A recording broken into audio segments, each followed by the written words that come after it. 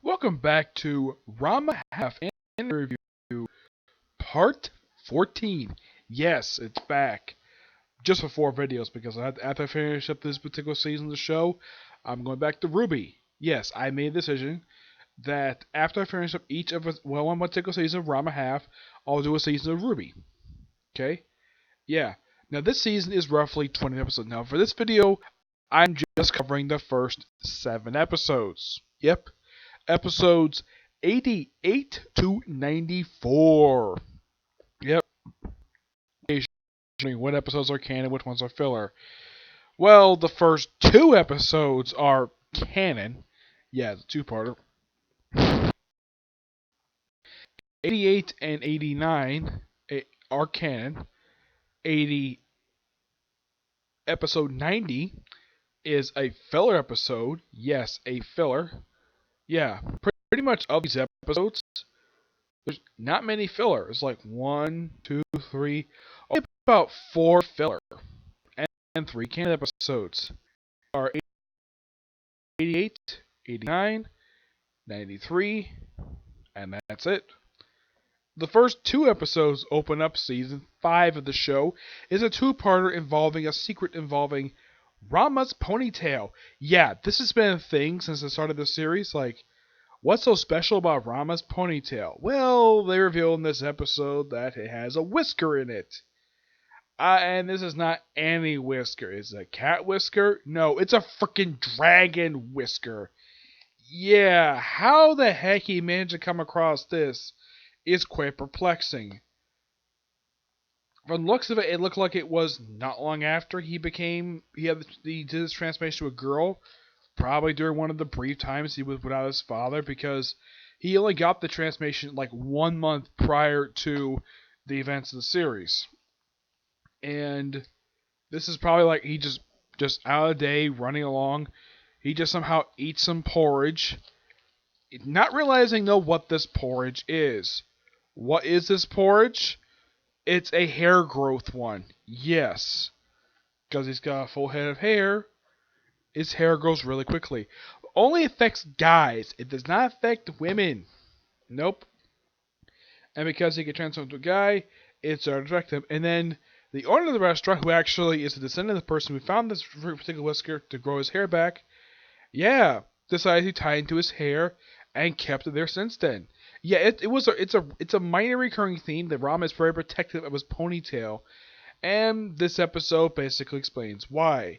And then when the whisker is removed, his hair grows like freaking crazy. Yes, and apparently if the hair apparently goes constantly, and if the dragon whisker is not put back in his hair within a week, he loses all the hair on his head. Yep. At one point a couple points he does get the whisker back, but it gets taken away from him.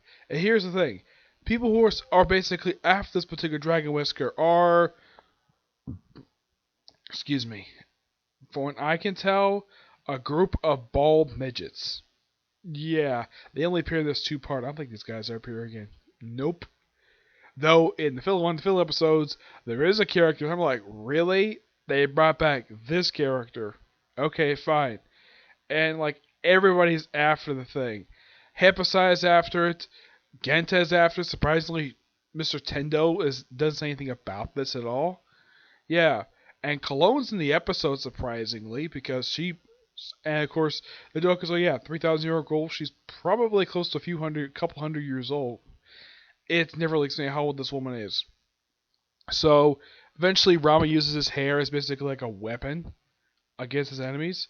Eventually, he does win, and his hair stops growing. Yeah, apparently the effects wore off. Yep, they wore off, even though he only probably had gotten the whisker, I'd say about 6 months prior. They don't really explain at this point how much time has passed since the pilot episode. If I would take a guess, probably barely a year at most. Because that's a strange thing when it comes to anime. They very rarely acknowledge the passage of time. They did during the first season of the show. Actually, more like, yeah, during the first season of the show. But not this episode. Nope. And The Dragon Whisker is apparently the effects wore off, and Genta, Hippocyte, and the four midgets who really wanted to get this particular thing, they drink the porridge and nothing happens. Yep. But this, I got a hand in this particular two-parter. For being a canon episode, is actually really damn good. Yep. Episode 90. Lin Lin and Ling Ling strike back. Yeah, this has the only appearance of Udachi in this set of episodes. Now, Uko. Kadachi actually is the first of two appearances by her, and yes, both times filler episodes. Yeah, this one I knew about. The other one, I was kind of surprised he showed up, but it's her brother. So, their appearance this episode is basically a brief cameo. Yeah, they show a couple instances, and like they have apparently the girls try to take on first Kadachi. They apparently claimed to beat her off screen. Nope, they didn't. They got beaten up by her, and they were sent flying.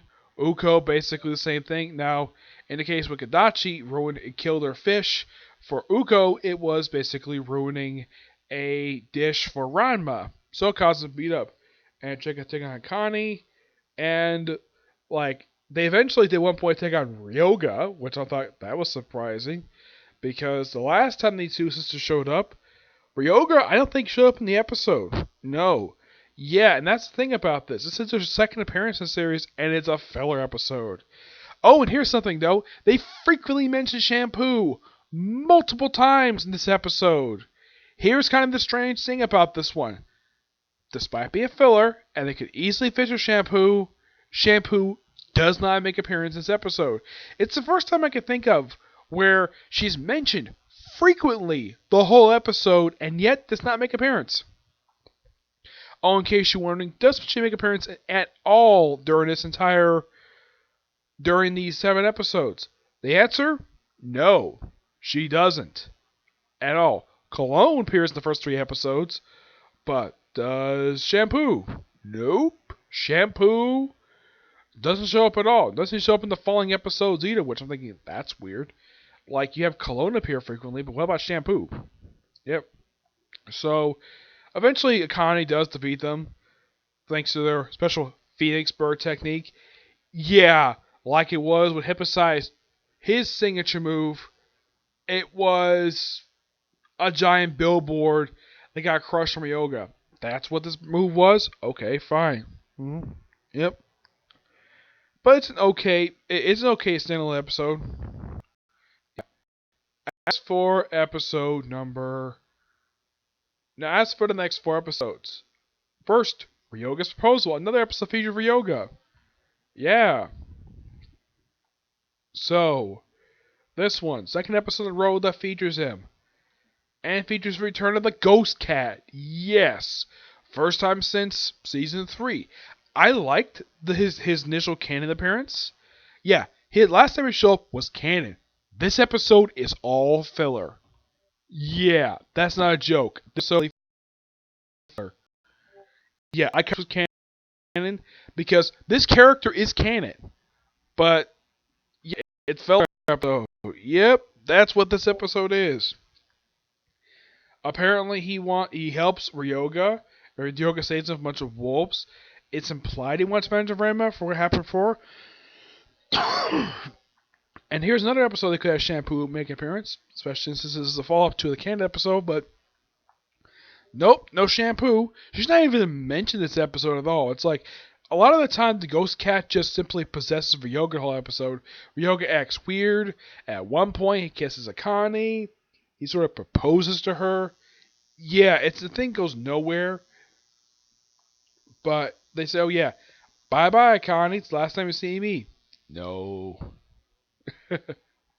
Yeah, because it's a fill episode that, yeah, it goes nowhere. Yeah. Now, in the case of the next few episodes, Ryoga does not appear in any of these. Oh no. Okay, during the course of the next 3 episodes, next 2, which is a fill episode, 93 is a canon episode, believe it or not. And 94 is a film.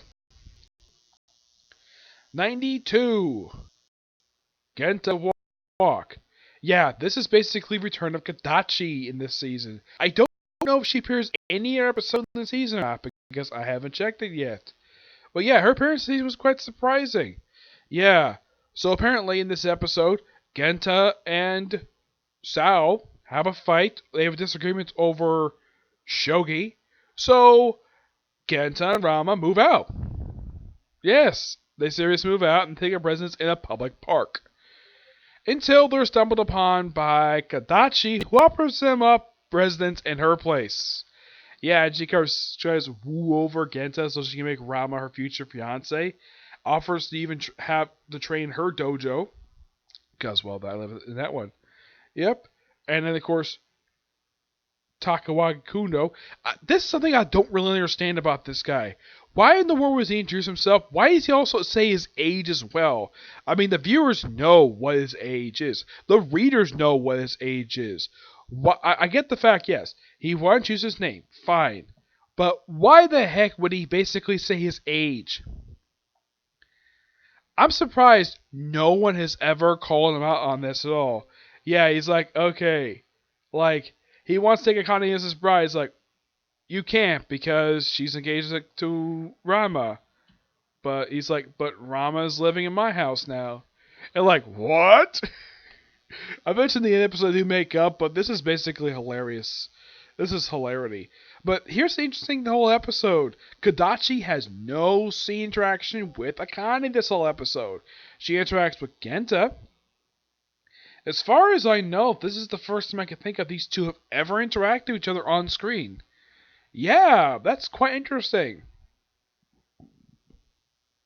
Yeah, it's something that she hasn't interacted with Ryoga yet. Yeah. Excuse me. Eventually, the whole thing is resolved, and they move back in. Yeah. It's a pretty decent episode, but it's basically a comedy episode. Yeah. Yeah, they went another way, basically, they move back in. Ranma defeats Kadachi. Not Kadachi, Kuno. Beats the brother. And I don't know if she appeared in the rest of the season. I have no idea. Yep. Next episode is a canon episode. The Gentle Art of Martial Art Tea Ceremony. Yes, this is a canon episode. The story of this episode is this. A guy who just happened to come across Rama in his girl form proceeds to kidnap him, drug him, bring him back to his frickin' house. No, not to rape him, but to, well, his girl form, but put him in a bridal dress. Yes. And the reason for this? So he can have a successor. Yeah, this is the only reason for this. And like most guys in this series, as soon as Akane shows up, yeah, let's fall for his what Rama calls his uncute fiance. Rama, Akane is a beautiful woman, and yet you don't tell her she's beautiful. You tell her she's uncute, but you don't tell her she's beautiful. Yeah. Why do you think like half the guys in the series tend to fall for her? Yeah. Well, Moose doesn't. He's probably the only guy in the series who doesn't. I mean, Kuno does, and so does Ryoga. But not Moose. Moose is only interested in shampoo. Yep.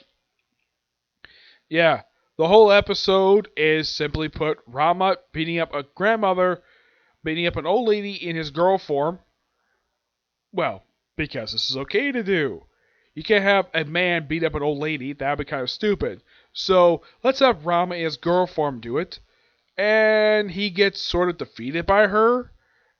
But he's allowed to leave anyways because, well, in case you're wondering, does this guy ever return in this series? Not that I can think of, no, but this is not the first time Rama has been propositioned as a future bride. Yeah, this will happen a couple other times in the series. Yeah. But it's an okay episode. The last episode is about a little girl who uses old-timey toys to challenge dojos. Takes on Connie. Connie loses, takes the dojo sign with her. But yeah, and the thing is, apparently she was trying to try out for the Olympics, and they mentioned that it actually happened in Australia. I have looked this up here because yeah, they're mentioning about the Australian Olympics, which I'm like, okay.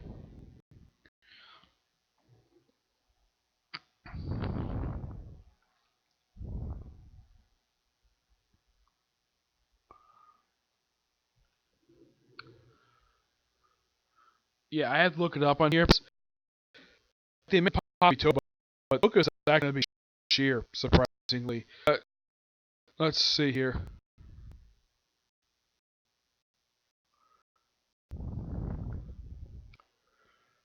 Where was it held in the 90s? Let's see.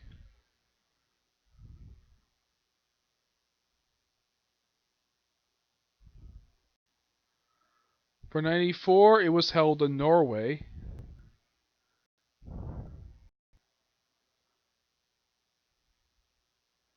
96 was Atlanta. I'm trying to think though. I think it was, yeah, it was 2000 Olympics. Yeah, they're referencing the 2000 Olympics. So, yeah, it's quite interesting though the fact they actually did this. hmm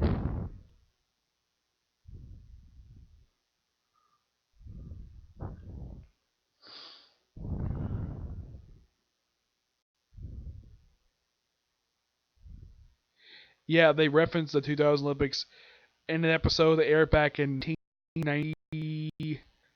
I think it was like 90. 90. Huh.